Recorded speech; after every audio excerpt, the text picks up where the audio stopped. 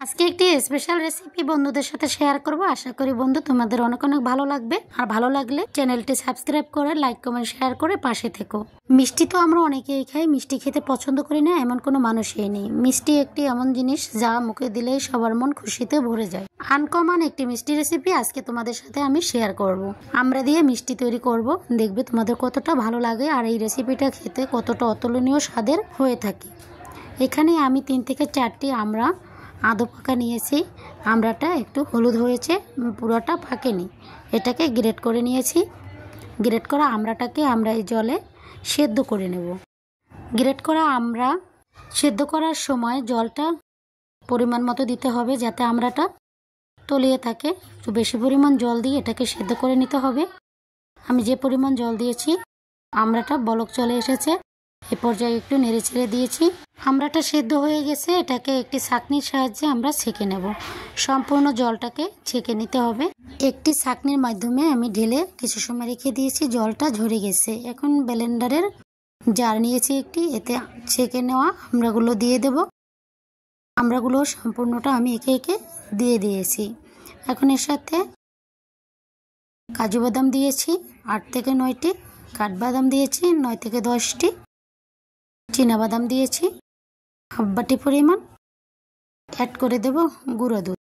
গুঁড়ো দুধটা যতটা পরিমাণ বেশি দেওয়া যাবে ততই এই মিষ্টির টেস্টটা বেড়ে যাবে। 6 চামচের মতো গুঁড়ো দুধ আমি এর সাথে অ্যাড করে দিয়েছি। এটা দিয়ে আমাদের ব্লেন্ড করে নিয়েছি। এভাবে একটা ডো তৈরি করে নিয়েছি। ডোটাকে আমি একটি কড়াইতে ঢেলে নেব। এক এক করে আমি সম্পূর্ণ ডোটা এখানে ঢেলে নিয়েছি। এর সাথে অ্যাড করে দিয়েছি 2 চামচের মতো সুজি। চিনিটা আমাদের অ্যাড করে দিতে হবে। আমি আমার স্বাদ অনুযায়ী চিনিটা অ্যাড করে দিয়েছি। গুঁড়ো দুধ দিয়ে দেব আরও কিছু পরিমাণ। এই সকল উপকরণ একসাথে আমরা নেড়েচেড়ে মিশিয়ে নেব।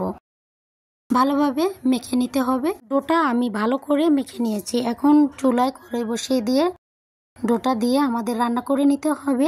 ডোটা রান্না করে নিতে হবে। এ পর্যায়ে দেখো আমার এই ডোটা রান্না করা হয়ে গেছে, আঠালো হয়ে আসছে। আরও কিছুটা সময় রান্না করে নিতে হবে।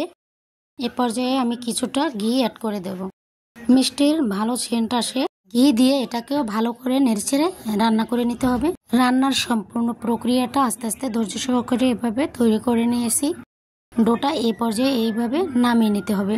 আমার সম্পূর্ণ ডো তৈরি হয়ে গেছে, আমি নামিয়ে নিয়েছি। একটি বাটিতে গুঁড়া দুধ মিশিয়ে দিয়েছি। দুধটাকে আমি ভালোভাবে বাটির চারপাশে মেলে নিয়েছি। অল্প পরিমাণ ডো নিয়ে মিষ্টির শেপটা এভাবে দিয়ে নিতে হবে। গোল শেপে মিষ্টির শেপ দিয়ে আমি এটাকে আরেকটু চৌকো করে নেব। তোমাদের পছন্দ অনুযায়ী তোমরা মিষ্টির শেপটা দিয়ে নিতে পারো। আমি এভাবে এক এক করে মিষ্টি তৈরি করে গুঁড়া দুধের সাথে মাখিয়ে নেব। গুঁড়া দুধটা মিষ্টির সাথে চারপাশে ঘুরিয়ে ঘুরিয়ে মাখিয়ে নিতে হবে। আমি সব মিষ্টির সাথে এগুলো মাখিয়ে নেব। এক এক করে মিষ্টিগুলো সম্পূর্ণ আমি মাখিয়ে নিয়েছি।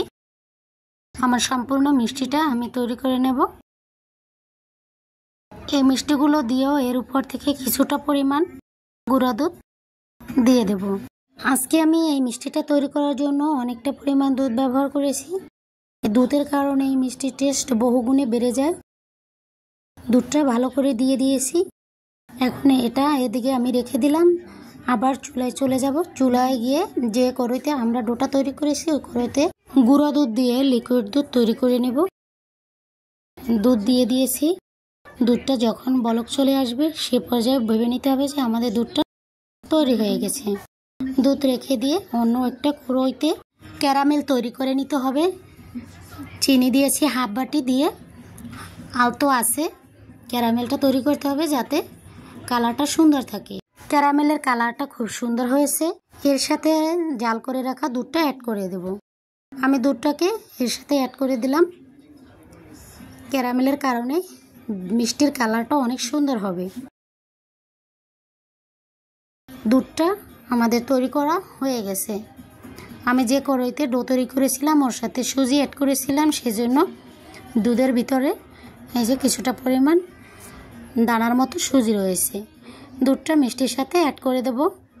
অল্প করে প্রথমে দিয়ে নিয়েছি, এখন সম্পূর্ণটা ঢেলে দেব। আকর্ষণীয় মিষ্টি রেসিপিটি কতটা সুন্দর হয়েছে দেখো। দেখতে যেমন সুন্দর, খেতে কিন্তু অতুলনীয়। মুখে দিলেই মিলিয়ে যায়। যেমন সফট তেমন দেখতে আকর্ষণীয়। আশা করি তোমাদের অনেক অনেক ভালো লেগেছে। আর এই ছোট্ট বন্ধুর পাশে তোমরা লাইক, সাপোর্ট, কমেন্ট করে ভিডিওটি শেয়ার করে পাশে থেকো।